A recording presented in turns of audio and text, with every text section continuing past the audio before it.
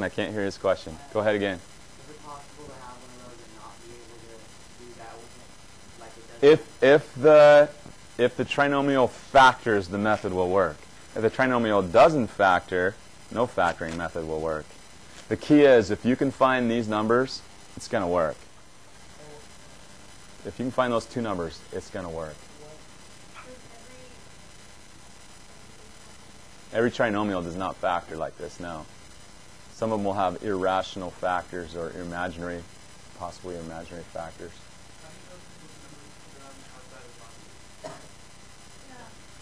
The green numbers?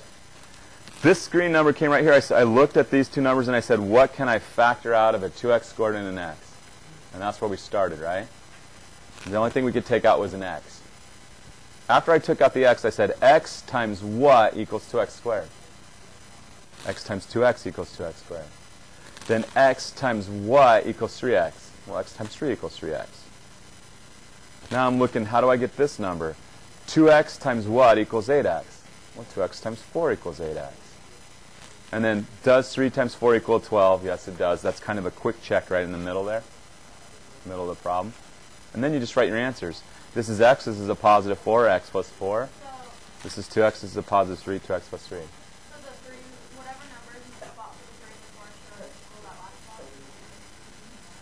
Yeah, these have to multiply together to make that 12. Okay.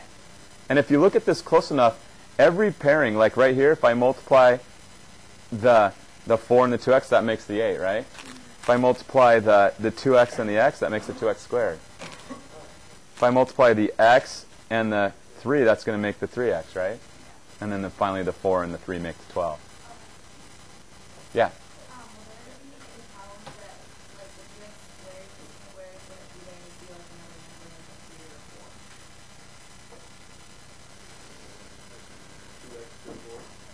Oh, the power?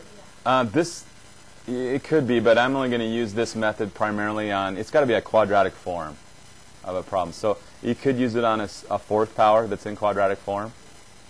But most of the ones we're going to do are just going to be second degree. How do you know what's x, like x plus 4, 2x plus 3? How do you know which one is first? It doesn't matter. 3 times 4, for example, is the same as 4 times 3. So the order of the factors doesn't matter. You still have the same product. Can we check this real quick? If I FOIL it out, I should get, what, 2x squared plus 3x plus 8x plus 12. The 3x plus the 8x. Notice we had those before. 2x squared plus 11x plus 12 is what we started with, right? So this has to be the right answer. It can't be wrong. We've checked it and shown that that's the correct factorization. I keep saying answer, but it's factor.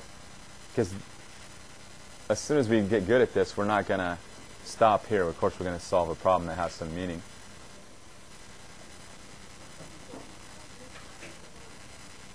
Give this one a try. I think you guys have seen a couple of these. You might be able to do one now. Give this a try. If you're working at home, pause the video, try it yourself. When you're ready to check your answer with ours, press 4. All right, let's go ahead and you guys that have come up and talked to me, you're doing really well with this. Let's go ahead and walk through this for everyone watching this later. A times C, you guys said was 12.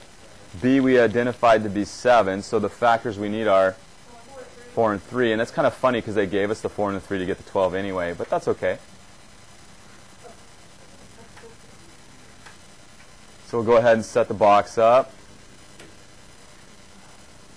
And we'll put in our values here. I need the 4x squared.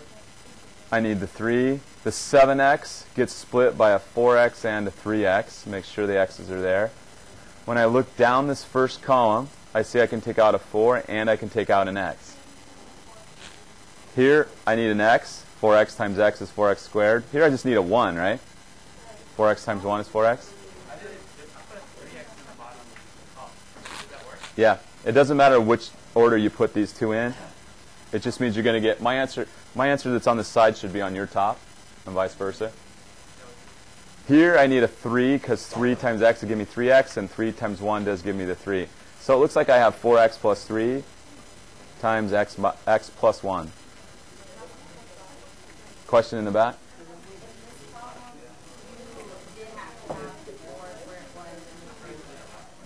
Nope. Nope. Juan Perez, you did it. You switched the 4x and the 3x, right? You got the same answer, right? Doesn't matter. You're just going to get this on the top and this on the side. It's the only difference. Or you're going to get the same two factors. Do you want to see it? Do you not believe it?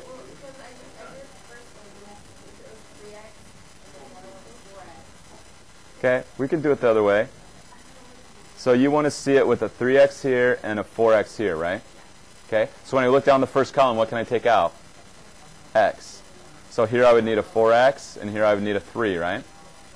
And over here I would need a 1. Everything works out, same two factors. I forgot to switch the 4x and the x. So I had the 4x on top and the x. Oh, and then you switch. Okay.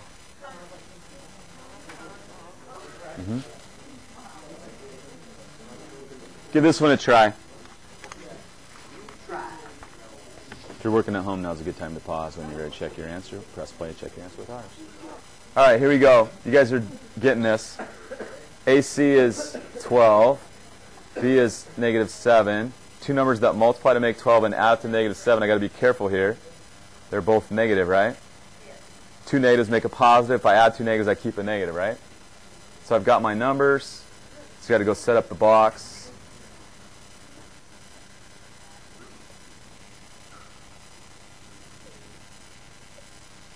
So I got my 2x squared. I got my 6. I need to put a -3x in one box and a -4x in the other one. Which one should I put here? 4. -4x, -3x. When I look down the column, I see I can take out a 2 and I can take out an x. So all I need is here is an x. X times 2x makes 2x squared. Down here I need a -2. -2 times +2 makes the -4, and the x is there also. Over here I need, what, a -3? -3 times -2 checks out with that +6. So my final answer, well, I should check before I say it's a final answer, but my answer is 2x minus 3 times x minus 2. If I FOIL that out, I'm going to get what I started with. I've already checked it on paper. Go ahead. That's fine. That's fine. Actually, I try to keep this thing right here positive. Okay? Because that's the first thing I'm taking out. And it helps if you take out as much as you can possibly take out. Don't leave a 2 behind. Don't leave the x behind.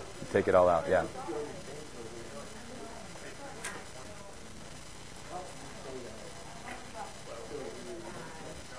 Give that one a shot. You guys can do this one's a little bit harder, but you guys can do it. So here we go.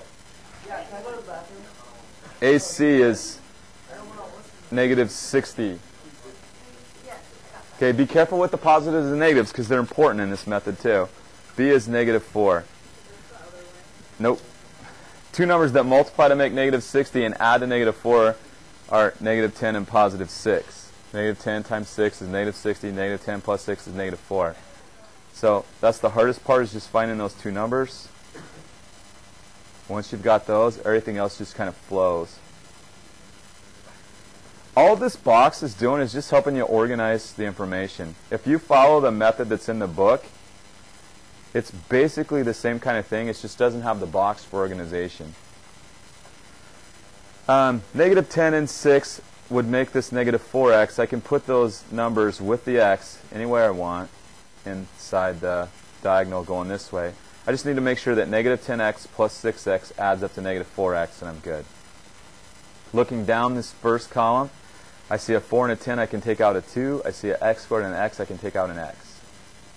Down the side, 2x times 2x would give me 4x squared. And 2x times -5 would give me -10x. Over to the top here, 2x times 3 gives me 6x. 3 times -5 gives me the -15. So my final product after I check, 2x plus 3 times 2x minus 5.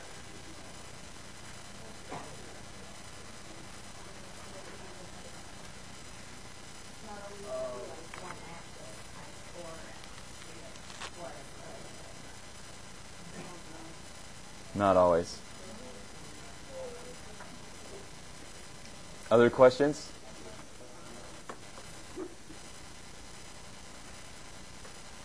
Okay? Go ahead and try one more. If you're working at home, now's a good time to pause. Okay, that's the solution you should come up with. We're running short of class, so we're going to end up here pretty quick.